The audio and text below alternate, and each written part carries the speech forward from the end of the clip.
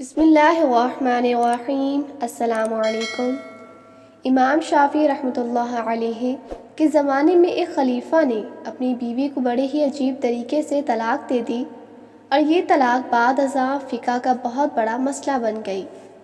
بادشاہ اپنی ملکہ کے ساتھ بیٹھا تھا کہ ہنسی مذاق میں اس نے ملکہ سے پوچھ لیا کہ تمہیں میری شکل کیسی لگتی ہے؟ ملکہ جو بادشاہ کی عزیز ترین بیگم تھی، وہ مذاق کی موڈ میں بولی، مجھے آپ شکل سے جہنمی لگتے ہیں۔ یہ فقرہ سننے کے بعد بادشاہ کو بہت زیادہ غصہ آ گیا اور بولا، میں اگر جہنمی ہوں تو تمہیں 3 طلاقیں دیتا ہوں۔ ملکہ نے یہ سنا تو اس نے رونا پیٹنا شروع کر دیا۔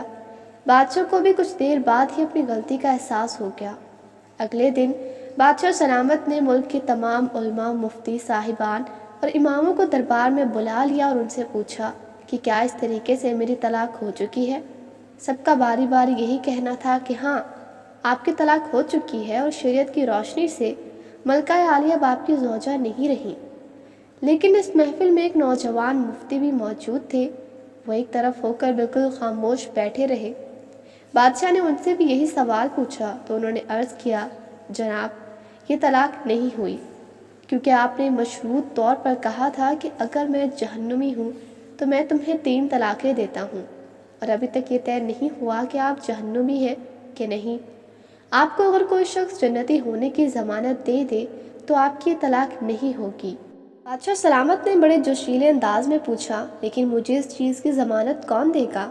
سب علماء کرام نے اس سوال کے جواب پر اپنے سر جھکا لیے کہ دنیا میں کون شخص جنتی ہے اور کون جہنمی ہے، اس کی ضمانت کوئی بھی نہیں دے سکتا۔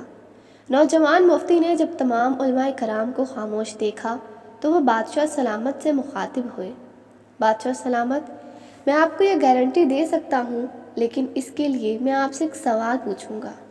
اگر آپ کا جواب ہاں ہوا تو میں آپ کو جنتی ہونے کا ضمانت نامہ دے دوں گا۔ بادشاہ نے کہا، پوچھو۔ نوجوان مفتی نے پوچھا، کیا آپ کی زندگی میں کبھی کوئی ایسا واقعہ آیا تھا کہ آپ گناہ پر قادر تھے لیکن آپ نے صرف اللہ کے خوف سے وہ گناہ چھوڑ دیا تھا؟ بادشاہ نے سر اٹھایا اور کہا، ہاں، ایک بار ایسا ہوا تھا۔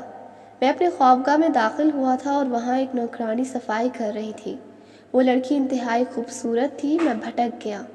میں نے دروازہ اندر سے بند کر لیا۔ میں غلط نیت سے اس لڑکی کی طرف بڑھا تو اس نے رونا شروع کر دیا اور وہ چلا کر بولی، اے بادشاہ، اللہ سے ڈرو، وہ تم سے زیادہ طاقتور ہے۔ میں نے جب یہ سنا تو میرے اوپر اللہ تعالیٰ کا خوف طاری ہو گیا۔ میں اگرچہ بادشاہ تھا، وہ لڑکی میرے کمرے میں تھی۔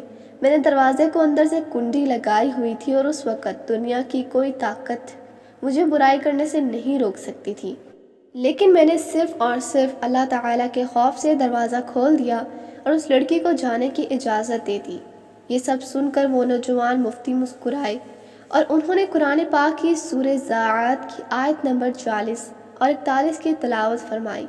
ترجمہ، جو اپنے رب کے سامنے کھڑے ہونے سے ڈر گیا اور اس نے اپنے نفس کو خواہشات پہ پڑنے سے بچا لیا تو ایسے شخص کا ٹھکانہ جنت ہوگا۔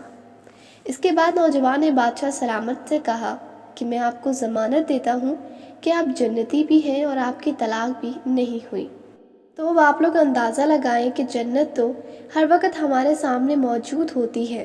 اس کے لیے صرف ایک چیز کی ضرورت ہوتی ہے، اور وہ یہ کہ ہم خوف خدا کی وجہ سے ہر اس گناہ سے توبہ کریں جس کو کرنے کی ہمارے اندر طاقت اور قدرت موجود ہوتی ہے۔